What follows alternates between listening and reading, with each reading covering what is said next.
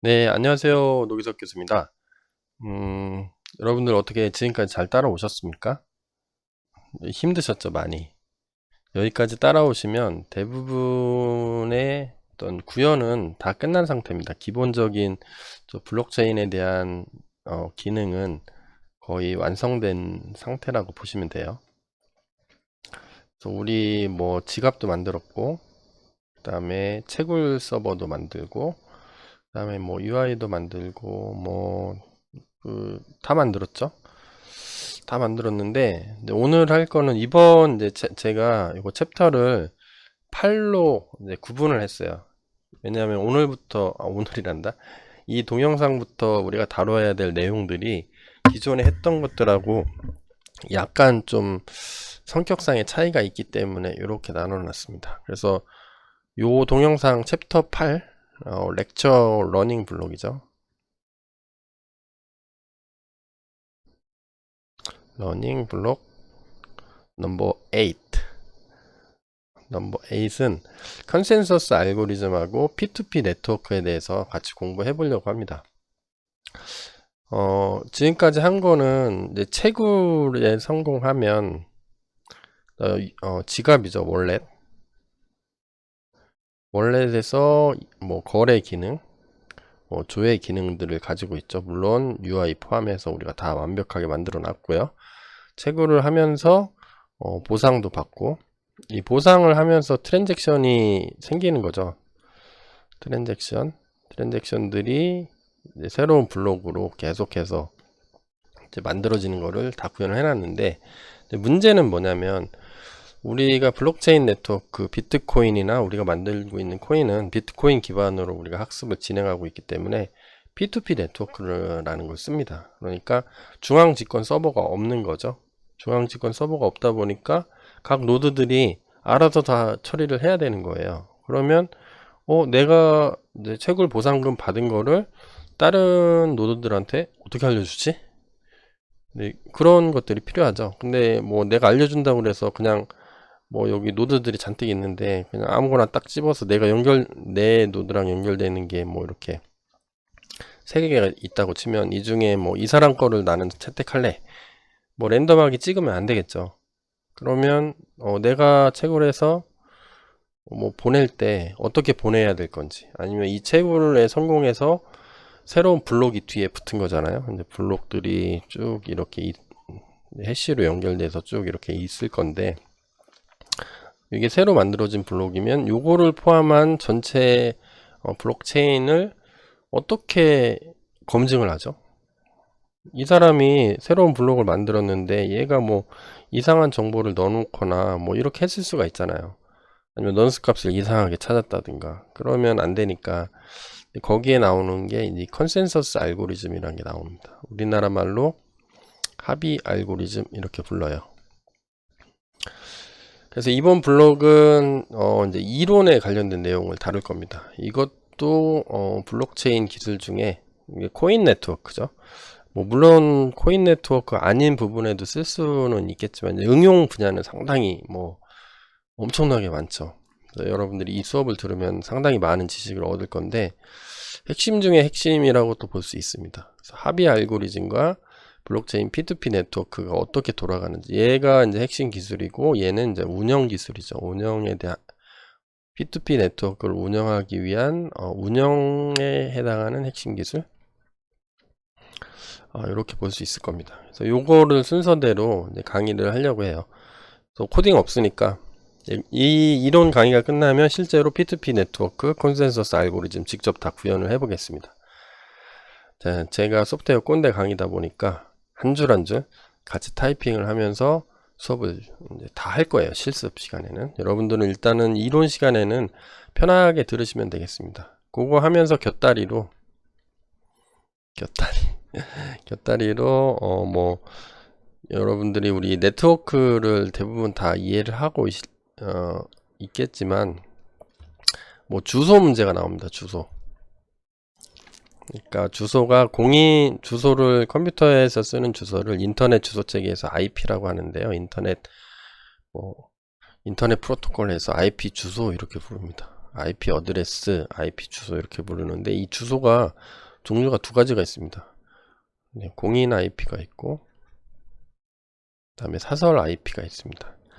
이 네트워크를 구성하려면 나중에 따로 설명할 거예요. 여기는 이제 개론 수준이니까 간단하게 들으세요. 사설 IP는 밖에서 접근을 못해요. 접근 불가. 접근 불가. 그래서 공인 IP가 있어야 되는데 여러분들은 대부분 다 사설 IP를 쓰고 있을 겁니다. 채구라는 사람이 나는 공유기, 내 컴퓨터, 내 서버 내지 내 컴퓨터는 공유기에 물려 있어서 이제 내부망에 물려 있어서 잘 이제 접근이 안 되니까 보상금을 주려고 해도 줄 수가 없죠. 어디 있는지 모르니까. 그래서 요 주소 체계를 간단하게 설명하는 동영상까지 같이 찍으려고 생각하고 있습니다. 그리고 제 모든 강의는 지금 앞단에 러닝 블록이 렉처 이제 챕터 8, 8까지 와 있으니까 0부터 7까지 있겠죠. 그 앞쪽에 있는 강의들에서 뭐 이론도 있고 뭐 실습도 있고 다양하게 있습니다. 근데 그거를 이제 계속 해오면서 우리가 다 서버들을 완성을 해왔는데 그 서버들을 기반으로 계속 강의를 나갈 거기 때문에 요 핵심 기술 합의 컨센서스 알고리즘하고 블록체인 P2P 네트워크 구축하는 구현 관련해서 실제로 내가 해보고 싶다. 내가 진짜 나만의 네트워크를 한 손 한 손 내 순수 기술로 다 구현해보고 싶다 하시는 분들은 앞단의 강의를 듣고 따라오시면 좋고요. 대부분 뭐 나는 뭐 블록체인 기술하고 뭐 코인, 가상화폐 기술을 대부분 다 알고 있어.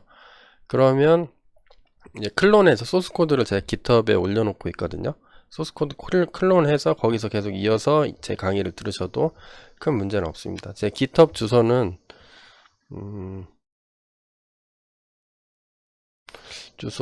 여기 동영상이 있고 여기 제목 있죠. 제목 있고 제목 밑에 여기 뭐 써놓은 거 있죠. 이렇게 설명.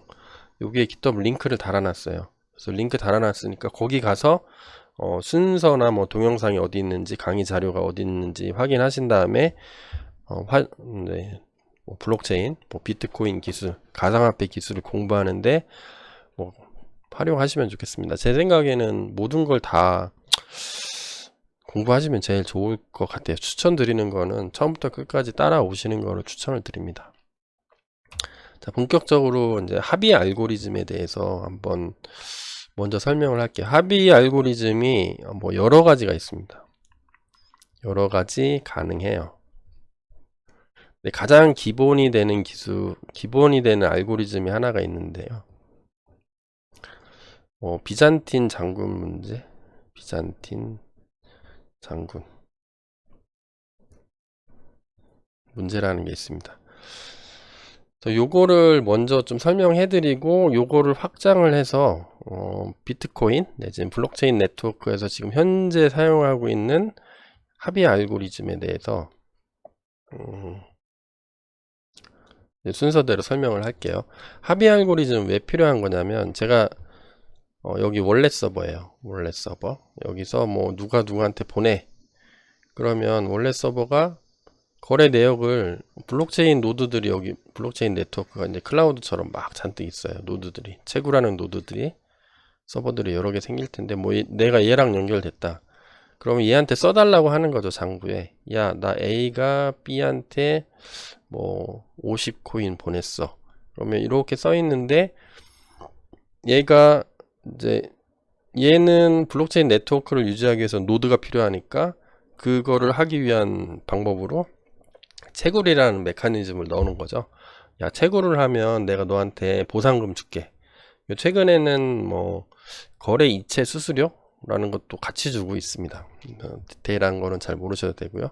그러면 보상금을 받기 위해서 여러 컴퓨터가 켜지겠죠. 그 컴퓨터들끼리 서로 막 연결이 될 겁니다. 막 연결이 되겠죠. 이렇게. 그럼 내 그 중에 하나로 보내는 거죠. 연결할 수 있는 대로. 쓴 다음에 얘는 채굴 성공하면 새로운 노드 만들고 새로운 블록 만들고 이렇게 쭉 하는데 문제는 뭐냐면 전체 이 블록체인은 단 하나여야 됩니다. 단 하나. 단 한 개. 체인이 뭐 길이는 상관없어요. 길이는 쭉 상관없는데 이거 엄청 길겠죠. 근데 얘가 모든 여기에 참여한 모든 노드들이 같은 걸 갖고 있어야 돼요. 당연하겠죠. 내가 어떤 노드에 접속해서 내 어떤 그 블록체인 어드레스, 그러니까 지갑 주소를 딱 치고 내 거 얼마예요? 딱 검색했는데 여기에 접속하면 야 너는 지금 100개야. 여기에 접속하면 너는 90개야. 이러면 안 되겠죠. 다 통일돼 있어야 되는 거죠. 그래서 이 블록을 만들면 모든 노드가 나눠 가져야 되는데 요 나눠 가질 때 그럼 아무런 검증 없이 그냥 받을 것이냐라는 문제가 생기는 거죠. 그래서 이런 검증을 하는 과정을 컨센서스 알고리즘이라고 불러요. 한국말로 합의. 야 그래 네가 만든 블록이 정상이야. 내가 인정해주고 내 노드를 네 거로 업데이트 해줄게. 이런 것들을 해주는 거를 합의 알고리즘이라고 합니다. 그래서 요거를 설명하기 위해서 얘를 먼저 좀 설명할게요. 얘는 뭐 그냥 간단히 돌아가는 아주 편하게 들으시면 됩니다. 그림으로 설명을 할 거기 때문에 먼저 비잔틴 장군 문제부터 한번 설명해 볼게요. 이걸 비잔틴 내성 결함이라고 하는데 내결함성이라고 하는데 내결함성은 폴트 톨러런스라는 용어를 쓰고 있어요. 폴트는 고장, 뭐 잘못되는 거죠. 작동이 잘못되는 거. 톨러런스는 뭐죠? 톨레랑스? 톨러런스. 견디는 거죠. 얼마나 아픈데 참는 거. 그러니까 내가 내 시스템이 붕괴되는 데까지, 그러니까 폴트가 발생할 때까지 얼마나 참을 수 있느냐, 어느 정도의 고통이 와도 내가 정상적으로 작동할 수 있느냐를 폴트 톨러런스라고 하고요. 그거를 우리나라 말로 내결함성이라고 불러요. 그런데 여기 앞에 비잔틴이라는 말이 붙었죠. 또 비잔틴은 이게 뭐 서로만가 동로만가 모르겠어요. 저는 역사를 잘 몰라가지고 역사 철학 교수님한테 여쭤봐야 되는데 어쨌든 비잔틴 제국이란 게 있었대요. 거기에 장군님이 한 분 계셨는데 그 장군이 여러 부하들을 데리고 있겠죠. 그래서 그 부하들을 데리고 어떤 성을 공격을 해요. 적진을 공격을 하는데 그 상황을 뭐 예를 들어서 뭐 얘가 장군인데 이 성을 공격을 하려면 얘를 뺏고 싶어요. 근데 여러 장군들이 있겠죠. 휘하 장수들을 데리고 같이 공격을 할 건데 여기서 이제 수수께끼를 낸 거죠. 옛날에 어떤 사람이 냈겠죠. 어떤 조건을 주고 야 얘가 성공할 수 있는 확률이 얼마야? 아니면 얘가 정상적으로 명령을 했을 때 뭐 반란자도 있을 거고 말 안 듣는 뭐 부하들도 있을 거잖아요. 뭐 그런 애들이 몇 명까지 있을 때 얘가 잘 작동할 거냐. 다시 말하면 내결함성이죠. 결함에 내성이 생기는 거죠. 그래서 수수께끼는 요랬어요. 장군들은 여러 장군들이 있겠죠. 총사령관 포함해서 하는 얘기입니다. 하나의 성을 점령하고 싶어요. 그러니까 얘를 레고성인데 점령하고 싶어요. 근데 조건이 뭐냐면 이 수수께끼의 조건은 과반수 이상이 동시에 작전을 수행을 해야 돼요. 예를 들어서 4명인데 야 공격하자 라고 얘한테 전달하고 얘한테 전달하고 얘한테 전달했어요. 근데 4명 중에 2명 이상, 과반수죠. 2명 이상이 동시에 공격을 해야 이 성을 뺏을 수가 있어요. 과반수 이하로 공격에 참여하면 그 성을 뺐는데 실패. 장군들은 어떻게 결정하냐면 합의에 따라서 동시에 공격을 할지 후퇴를 할지 성공을 합니다. 후퇴도 중요하죠. 전쟁에서. 후퇴를 잘하는 것도 훌륭한 작전인 거죠. 훌륭한 지휘관인 거죠. 야 후퇴하자라고 서로 얘기한 다음에 서로 그 의견을 들어서 야 이번에 공격이야. 공격 동시에 하고 야 이번에 후퇴야. 동시에 후퇴하고 그래야 후퇴작전 공격작전이 성공을 합니다. 대신 조건이 또 하나 붙는데 1대1 통신만 가능합니다.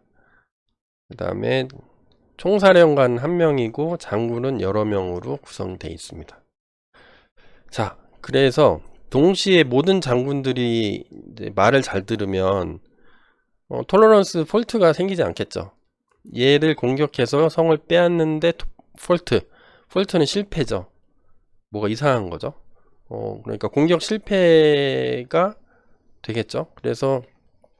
그런데 말 잘 들으면 아무 문제 없는데 누구든지 반역자가 될 수 있습니다. 심지어는 얘가 총사령관이라고 하면 총사령관 자체도 반역자가 될 수가 있어요. 누가 배신자인지는 몰라요. 그럼 문제는 수수께끼의 문제는 얘입니다. 첫 번째 문제. 1번 문제는 야, 배신자가 몇 명까지 우리 내부에 있을 때 작전이 성공하냐? 이거는 뭐죠? 폴트 톨러런스인 거죠. 내 결함성인 거예요. 얼마까지 버틸 수 있느냐, 그걸 얘기하는 거죠. 두 번째 문제는 모든 장군, 총사령관 포함해서 N명이 있을 때 이거를 합의에 따라 공격 후퇴를 결정하는 어떤 알고리즘을 만들 수가 있겠느냐 라는 게 두 번째 문제입니다. 자, 여기까지가 이제 수수께끼인 거고, 자, 그러면 어떻게 몇 명 이하면은 작전 성공일까요? 그 작전이 돌아가는 걸 한번 살펴보면 되겠죠. 자, 합의 프로토콜은 이렇게 진행됩니다. 이제 컨센서스라고 하는데, 컨센서스 알고리즘, 뭐 약속이기 때문에 프로토콜, 뭐 여러 가지 용어로 씁니다. 장군들의 메시지 공유하고 결정은 이렇게 합니다. 총사령관이 명령을 해요. 이 사람이 총사령관인데, 야, 이 성을 공격하자 하면 명령을 요 색깔로 내립니다. 그럼 1대1 통신이니까 얘한테 명령 내리고, 요쪽 장군한테 명령 내리고, 이쪽 장군한테 명령을 내려요. 총사령관이 명령을 내리면 어떻게 되냐면, 이제 명령을 받았겠죠. 그래서 이 사람은 총사령관한테 명령 받았으니까 총사령관한테 물어볼 필요 없죠.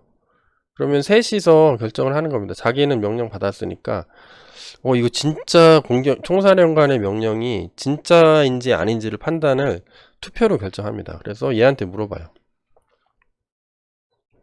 물어보니까 야, 이제 정상적인 경우라면 공격하라는데 공격에 한 표. 또 얘한테 물어보는 거죠. 야, 공격하냐? 공격하라는데 이 명령을 받았으니까 또 한 표. 또 원래 받은 명령 있죠. 자기한테 받았으니까 또 물어볼 필요 없죠. 플러스 1. 자, 그러면 3명 중에 3명이 동의했으니까 자기 빼고 3명이 동의했으니까 얘 결정. 얘도 마찬가지가 되겠죠. 이쪽에 있는 장군도 마찬가지. 이렇게 될 겁니다. 그러면 얘도 공격. 얘도 공격. 이쪽에 있는 사람 장군도 공격.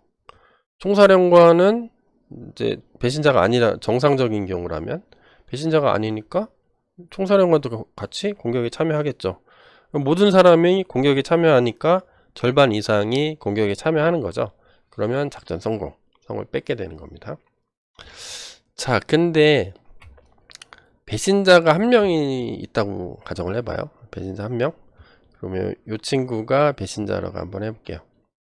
총사령관이 명령을 내렸어요. 딱 내렸는데 공격 명령을 내렸습니다. 공격 명령을 딱 내리면 다 가겠죠. 그러면 이 사람은 공격이라고 알고 있고 이 사람은 공격이라고 알고 있어요. 그러면 이 사람은 결정을 해야 되겠죠. 또 공격 명령이 왔으니까 한 개. 또 자기한테 1대1 통신이 가능한 사람한테 얘한테 물어보겠죠. 그러면 배신자는 공격인데 반대로 얘기하겠죠. 야, 후퇴. 이렇게. 후퇴. 그러면 얘는 공격 명령이 없으니까 후퇴니까 0. 그 다음에 얘한테도 물어보겠죠. 얘는 공격 명령을 받았으니까 배신자가 아니니까 공격이라고 얘기해 줄 거예요.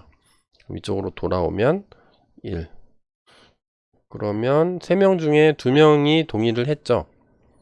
그러면 이 사람 참여할 테고 뭐 이 사람 참여할 테고 그리고 이 사람도 마찬가지죠. 참여할 거예요. 배신자는 당연히 자기는 배신자니까 참여 않겠죠. 후퇴 결정을 하겠죠. 자기 부하들 데리고 다 쏙 도망가 버릴 겁니다. 그러면 이 공격은 성공할까요? 당연히 성공하겠죠.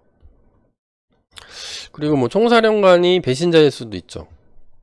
총사령관이 배신자인 경우는 서로 다른 명령을 내려서 이제 내가 예를 들어서 공격 명령을 이 사람한테는 초록색이 공격이라면 이 사람한테 너는 공격해. 너도 공격해.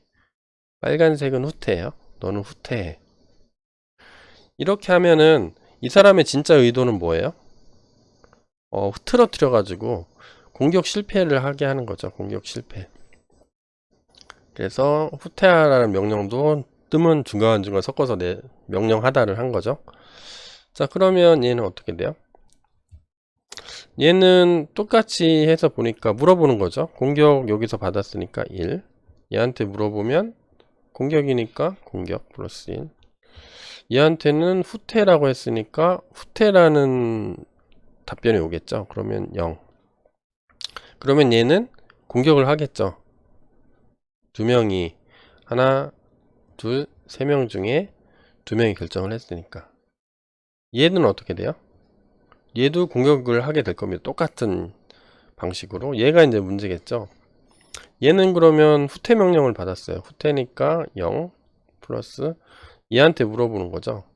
물어보면 얘는 공격 명령을 받았으니까 공격이라고 할 거예요. 얘 1. 그 다음에 얘한테 물어보면 돌아오는 거는 얘는 공격이니까 플러스 1. 그래서 얘도 공격, 얘도 공격, 얘도 공격하겠죠. 지휘관은 본래 의도는 작전을 혼란시키려고 후퇴 명령도 조금씩 섞어서 보냈는데 실패한 거죠. 그래서 합의 프로토콜 같은 경우에 배신자인 경우가 총사령관일 경우에도 작전을 성공하게 되는 거죠. 혹시 총사령관이 배신을 했을지라도. 자, 그래서 뭐 이런 식의 문제가 비잔틴 내성결함이라는 뭐 수수께끼 같은 거가 있어요. 그러면 이제 이론적으로 보면 되겠죠. 그럼 이 공격에 대한 내성 한계는 얼마일까라는 게 나오겠죠. 그래서 얘는 어떤 문제냐면 탈중앙화 시스템 있죠. 중앙 서버가 없어. 뭐 농협 이제 화폐 거래를 하는 게 이제 대표적인 기관이 은행이죠. 뭐 제1금융권으로 얘기하는 은행에서는 농협이면 농협 서버가 있고, 농협인데 뭐 청주대 서버 이런 거 쓰진 않잖아요. 자기들만의 중앙 집권적 서버가 있을 텐데 이 공격에 대한 안전 수준하고 똑같은 문제가 되는 겁니다. 그래서 중앙 서버가 없는 경우에, 얘는 이런 경우는 중앙 서버가 없는 거잖아요. 각자 독립적으로 활동하고 각각의 노드들하고만 1대1 통신을 할 테니까. 중앙 서버라면 알겠죠. 얘가 중앙 서버가 있어. 그러면 이 서버에서 판단해서 다 얘한테 물어보는 거죠. 이렇게. 그럼 얘가 알려주면은 뭐 아무 문제 없죠. 이 서버만 보안 조치를 잘 해놓으면 될 텐데, 얘는 서로가 서로를 모르기 때문에 1대1 통신만 하는 P2P라고 볼 수가 있겠죠. 그러면 뭐 이럴 때도 쓰고요. 뭐 이중화 시스템에서 뭐 만약에 하나가 고장나면 큰일 나. 그래서 뭐 2중, 3중으로 장치를 해놓는 시스템들이 많이 있죠. 그런 거에서 뭐 다중 회로를 몇 개를 만들어야 되냐 하는 거하고 같은 문제면 똑같은 문제가 돼요. 수학적으로 볼 때는. 그러면 공격자 몇 명까지 견디는가? 그러면 예를 들면 서버가 몇 %까지 좀비가 되었을 때까지 견디는가? 요 그림에서 각각의 장군들을 서버라고 보는 거죠. 얘도 서버, 얘도 서버, 얘도 서버. 물론 얘도 서버가 될 겁니다. 그럼 몇 개가 이제 배신을 했다는 건 뭐죠? 해커에게 공격당해서 제어권을 잃어버린 거죠. 해커 마음대로 할 수 있는 거죠. 그래서 나는 공격이라고 했는데 나는 후퇴라고 할래. 이렇게 해커가 마음대로 바꾸는 상황. 몇 %까지 견딜 수 있느냐? 내성이 있느냐? 그러니까 폴트 톨러런스죠. 요거는 뭐 수학적으로 증명이 가능한데요. 옛날에 증명을 해놨습니다. 1982년도에 논문으로 나왔어요. 램파트라는 분이 논문을 썼는데 이런 문제를 제시를 하고 자기가 풀었어요. 그래서 n명의 참가자가 있을 때 배신자는 최대 3분의 1 이하, 이거 퍼센트로 하면 33% 정도 되겠죠. 이하일 경우에는 어떤 경우라도 정상적으로 작동한다. 어떤 시스템에서? 탈중앙 시스템에서. 우리가 구축하고 있는 비트코인 네트워크랑 똑같은 게 되겠죠. 논문 같은 게 이렇게 있습니다. 논문도 있고 버클리 대학에서 강의 자료를 잘 만들어 놨어요. 강의 자료를 클릭해서 보셔도 되고요. 뭐 블로그를 가서 보셔도 됩니다. 어떤 내용인지 한번 클릭해 볼까요? 제가 논문은 요 클릭 한번 해볼게요. 클릭했는데 왜 안 뜨죠? 클릭. 네, 이렇게 논문이 나오거든요. 요거에 대한 논문이 이렇게 있습니다. 비잔틴 제네럴스 프라블럼, 비잔틴 장군 문제 해가지고 쭉 이렇게 나오죠. 이거를 읽어보시는 거를 제가 설명한 내용들이에요. 이거를 수학적으로 푸는 거죠. 도대체 얼마까지 내성이 있느냐 푸는 거고, 또 아니면 뭐 버클리 대학의 강의 자료도 있습니다. 여기 클릭해서 들어가 보시면 비잔틴 프라블럼 해가지고 뭐 이렇게 나옵니다. 네트워크에서 얼마나 견딜 수 있는지를, 이런 거를 계산을 해내야 되겠죠. 계산을 해내야 시스템 설계, 안전한 시스템 설계를 할 테니까 뭐 이런 자료도 있고요. 우리나라 블로그 저기 외국 블로그인데 여기가 없네요. 블로그가 없어서 얘는 그럼 링크를 다시 고쳐서 올려놓을게요. 뭐 블로그도 찾아보시면 있습니다. 그래서 33%인데 이제 의문사항이 나오는 거죠. 야, 그러면 블록체인도 마찬가지로 탈중앙화 시스템인 거잖아요. 탈중앙. 우리는 중앙 권력을 인정할 수 없어. 이게 블록체인의 그 기본 철학이죠. 그래서 어떻게 블록체인에 대한 신뢰도 합의를 할 것인지, 왜냐하면 이 신뢰도 합의에 따라서 내성 결함들이 왔다리 갔다리 할 테니까 이거에 대한 프로토콜이 필요하겠죠. 근데 블록체인은 요 비잔틴 프로토콜하고 약간 좀 다른 프로토콜을 사용합니다. 그래서 비슷하면서도 좀 틀려요. 어떤 내성 탈중앙, 중앙 권력이 싫어. 우리는 우리끼리 할 거야. 이런 시스템을 구축할 때 대부분 비잔틴 프로토콜을 많이 적용을 하는데요. 블록체인은 이것보다 조금 더 강력한 거를 쓰고 있어요. 그래서 어떤 식으로 사용하는지 개략적으로 설명을 해드릴게요.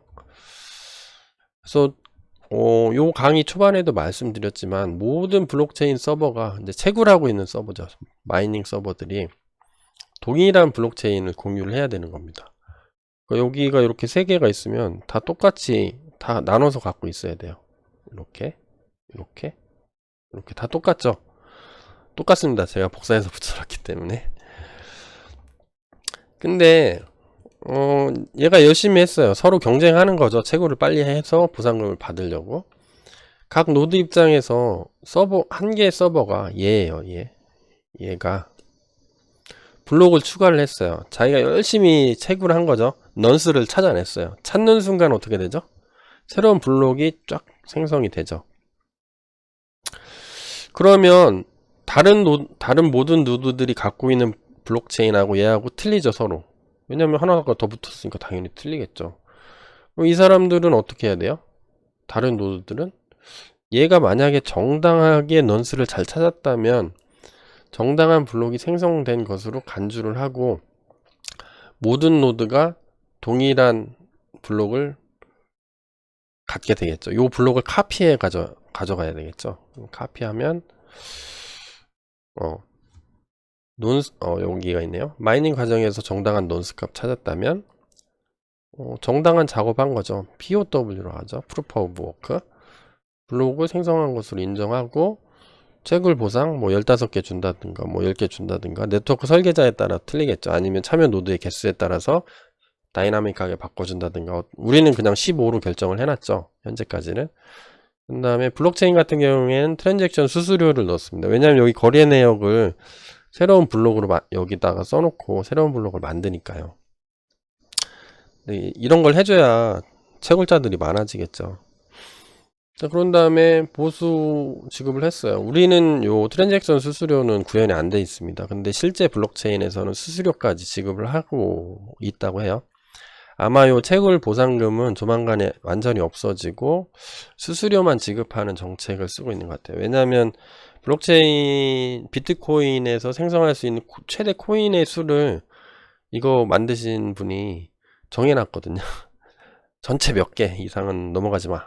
그래서 더 이상 채굴이 안 되겠죠. 그때부터는. 뭐 어쨌든 간에 일정 보수를 지급한 다음에 모든 노드를 이렇게 업데이트 하겠죠. 네, 그렇겠죠. 근데 이런 경우가 생기는 겁니다. 서버 요거를 할 때 요렇게 업데이트 할 때 여기에서 작동하는 알고리즘이 합의 알고리즘입니다. 합의. 시스템이 작동하면서 요거를 추가를 시키는 거죠. 이렇게 다 얘랑 연결된 거, 그러니까 새로 만든 노드랑 연결된 뭐 요 노드가 연결됐으면 얘 업데이트하고 얘 업데이트하고 얘 안 돼 있으면 얘랑 연결돼 있으니까 얘가 또 새로 추가했으니까 얘랑 연결된 애한테 야, 니 거 추가해. 그러니까 연결되면 1대1 통신만 되는데 자기랑 연결된 애들하고 계속해서 하다 보면 전체 네트워크에 다 갖게 되는 거예요. 저는 채굴하다 컴퓨터 꺼놨는데요. 근데 꺼놓으면 업데이트 안 되겠죠. 근데 컴퓨터를 켜서 채굴을 다시 하는 순간 어떻게 돼요? 나랑 틀린 거 있으니까 틀린 거 있으면 갖다가 다시 업데이트 하는 거죠. 뭐 그동안 여러 개가 붙었으면 여러 개가 동시에 이렇게 붙게. 자, 이렇게 해서 하는 것들을 합의 알고리즘이라고 부릅니다. 합의하면서 서로 하는 거죠. 근데 이제 공격에 있어서 문제가 어디서 생기냐면 체인 네트워크가 아니라 블록체인 네트워크에서 이런 게 애매해지는 거예요. 두 개 서버가 동시에 블록을 추가를 했다고 쳐봐요. 거의 비슷한 시간에. 그럼 얘도 성공, 예를 들어 얘도 성공했어요. 그럼 거래 내역이 틀리죠. 얘는 파란색, 얘는 초록색이에요. 그러면 나머지 노드들은 자기랑 연결된 노드들이 이렇게 가져가겠죠. 이렇게 업데이트, 파란색으로 업데이트. 요만큼은 파란색 새로운 노드로 업데이트. 얘는 얘랑 연결되어 있는데 네트워크 속도가 이 둘이 제일 빨라서 이 둘은 초록색으로 업데이트. 이렇게 되겠죠. 뭐 네트워크 속도가 만약에 빠르면 보다 많은 수의 노드들이 업데이트를 하겠죠. 그 다음에 느리면 적은 수의 노드가 수용이 될 겁니다. 근데 이게 네트워크 연결 상태에 따라서 업데이트 노드 수가 달라지는 거죠. 이렇게 파란색으로 된 서버들이 있고 초록색으로 된 서버들이 있는데, 그러니까 비잔틴 장군 문제로 보면 똑같은 문제가 생기는 거예요. 비잔틴 장군의 해법하고. 그러면 얘는 중앙 집권이 없어요. 자기하고 연결된 애들하고 1대1로 물어볼 수밖에 없습니다. 서로 물어보는 거죠. 만약에 얘는 얘한테 물어보는 거죠. 연결돼 있다면 야 뭐냐? 야 파란 거요. 이렇게 이렇게. 얘한테 또 물어보면 너도 파인데? 얘한테 물어보니까 야 아니요 초록이요. 파랑하고 초록이면 다수결로 하면 비잔틴 장군 문제에서는 얘도 파란색으로 바꿔야 되는 게 맞죠. 그렇잖아요. 여기도 보면은 얘 입장에서 보면 너는 초록이야, 너는 파랑이야, 너는 파랑이야 이렇게 오면 파랑색이 많은데 그럼 파랑색 그래서 전부 다 파랑색으로 바뀌어야 되잖아요. 비잔틴 장군 문제에서는 그렇겠죠. 잘 생각해보면 그렇게 됩니다. 근데 블록체인 네트워크에서는 이렇게 안 합니다. 어떻게 하냐면 여기서 약간 달라지는데 블록체인의 합의 알고리즘에서는 어떻게 하냐면 다 필요 없어 이렇게 하는 겁니다. 가장 긴 체인을 기준으로 합니다. 가장 긴 체인을 기준으로 모든 노드의 체인을 업데이트 합니다. 이거의 철학은 뭐냐면, 설계 철학은 뭐냐면, 야 네트워크에 더 많은 기여를 한 사용자, 그러니까 채굴을 더 많이 한 거죠. 이 채굴이 전기세가 엄청 많이 나온대요. 뭐 수백만원 수천만원 이렇게 나오는데 그거를 희생해 가면서까지 계속 채굴을 했으니까 더 많이 기여를 하는 거죠. 우리 네트워크에 오랫동안 켜져 있을 테니까. 그러면 그 사람은 좀 더 신뢰할 수 있는 거 아니냐. 그 신뢰할 수 있다는 거는 다른 말로 하면 더 긴 블록을 가진 서버가 되겠죠. 서버를 신뢰하겠다 이렇게 되는 거죠. 그러면 이렇게 되는 겁니다. 얘가 새로 하나 만들었어요.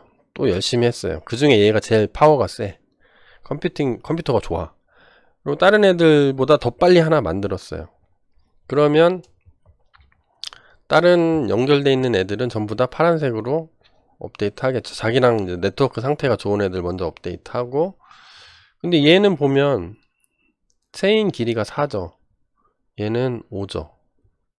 얘도 5고. 그러면 나랑 연결된 애들은 다 5인데? 그러면 그 중에 제일 긴 놈, 얘를 가지고 하겠죠. 어떤 동시에 업데이트는 안 될 테니까 얘가 먼저 제일 먼저 만들면 뭐 0.1초 뭐 0.01초 뭐 0.5초를 두고 얘가 업데이트를 할 테니까 얘들이, 그럼 얘가 바라볼 때 계속 자기랑 연결된 애들을 쳐다보고 있다가 오 얘가 제일 기네 그러면 얘로 업데이트 하는 거죠.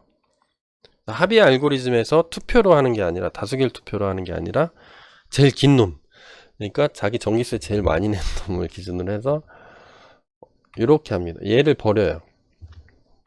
이렇게 요 두 개를 보세요. 얘 다른 부분 있죠. 노란 부분까지는 똑같은데 얘는 틀려. 제일 긴 거를 기준으로 했을 때. 그러면 얘를 이렇게 잘라 버립니다.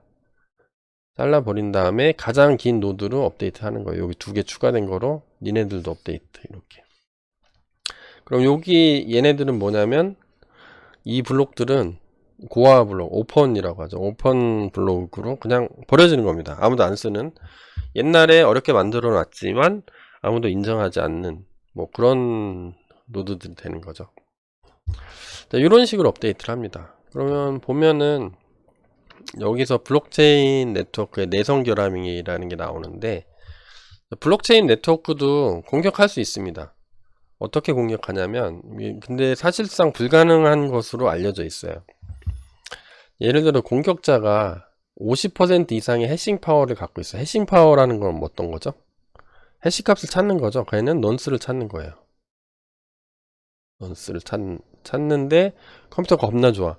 여기에 있는 수많은 컴퓨터들이, 노드들이 있는데 얘네들이 동시에 하는 것보다 얘네들이 이제 해시를 하는 모든 파워, 컴퓨터 연산 능력보다 공격자가 갖고 있는 컴퓨터 능력이 전체를 합친 것보다 50% 이상일 경우에는 공격이 가능합니다. 비잔틴 프로토콜은 33% 이상이면 성공했잖아요. 내성 결함이. 블록체인은 50% 이상이어야 되기 때문에 33보다는 50이 더 크죠. 더 많은 노력이 필요하다 라고 알려져 있어요. 그런데 이 공격이 어려운 게 전 세계에 흩어져 있는 블록체인 컴퓨터, 그러니까 마이닝 서버죠. 마이닝 서버는 그때그때 계속 달라지긴 하는데 평균적으로 한 수만 개 이상, 몇만 개부터 뭐 많을 때는 몇십만 개 이렇게 된다고 추측을 하고 있어요. 요거는 그냥 믿어주시면 좋을 것 같아요. 제가 검색해 보니까 수만 개에서 수십만 개 이렇게 나오더라고요. 수십만 개를 합친 게 뭐 예를 들어서 컴퓨팅 능력이 100이다. 그러면 50% 이상이니까 51만큼 내가 컴퓨터가 합친 전체 100의 반띵보다 조금 큰 컴퓨팅 파워를 가지고 있다면 가능하다는 거죠. 왜요? 다른 애들이, 다른 모든 그 노드들이 하는 것보다, 갖고 있는 것보다 내가 절반보다 높으니까, 예를 들어 51%를 갖고 있으면 요거를 내가 조금 더 빨리 만들 수가 있는 거죠. 빨리 만들어서 보내는 거죠, 다른 사람들한테. 아니면 내가 여러 개를 만든 다음에, 왜냐면 51%니까 컴퓨팅 능력이, 얘네들을 나름대로 뭐 이렇게 만들 수 있을 거예요. 얘네 두 개 만들 때 나는 뭐 한 10개를 만들어. 그래서 어느 순간 얘를 딱 컨센서스를 날려요. 합의를. 야, 나 이렇게 만들었어. 그러면 지금 만들어 오던 것들은 다 버려지게 되는 거죠. 그래서 얘가 전체 네트워크를 제어할 수 있게 됩니다.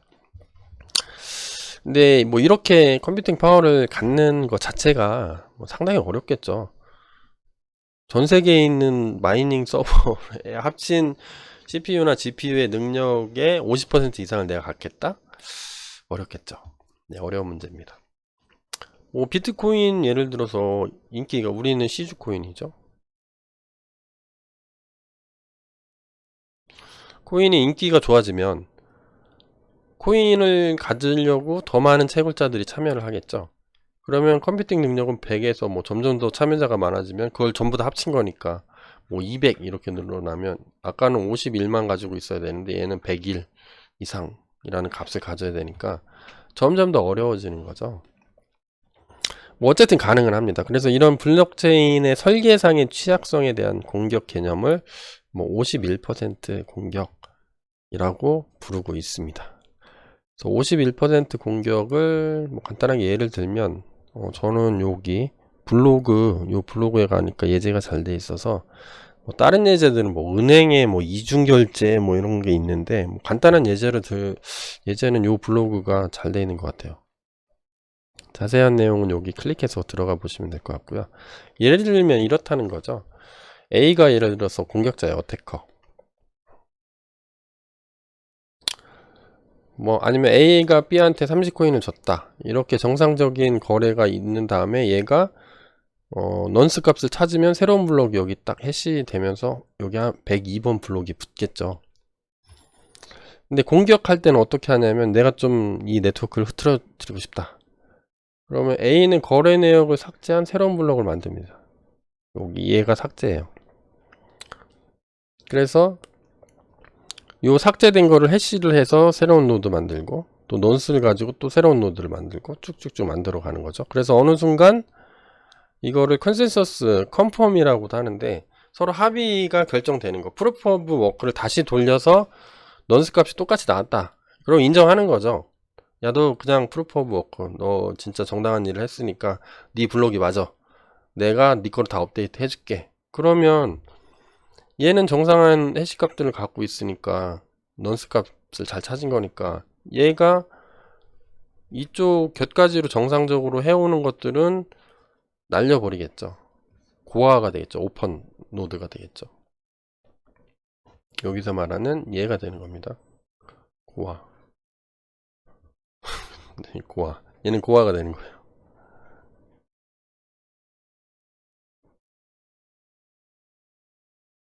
오픈 노드가 되는 거. 사라지고 모든 네트워크는 다 이걸로 업데이트 하겠죠. 근데 얘는 나쁜 짓을 한 거죠. 이거는 맞는 거래가 아닌 거죠. 그러면 얘가 조작을 한 거죠. 조작을 했기 때문에 공격이 성공한 거고요. 그래서 이런 것들을 저거라고 합니다. 블록체인 네트워크의 그 컨센서스 알고리즘을 방해하면서 공격하는 거, 이런 것들을 51% 공격이다. 여기에 뭐 다양한 시나리오들이 있겠죠. 요거를 뭘 삭제를 한다든가 아니면 추가를 한다든가 뭐 코인 거래소에 이체를 시켜버리고 나중에 그 돈을 다시 받는다든가 뭐 다양한 나쁜 짓들을 많이 할 수 있겠죠. 만약에 모든 노드가 이거를 나눠 갖는다면. 자, 이렇게 해서 컨센서스 알고리즘이 뭔지, 컨센서스 알고리즘은 제가 별도로 이제 슬라이드를 마련하진 않았는데 여기에서 제가 좀 컨센서스 알고리즘을 간단하게 설명해 드릴게요.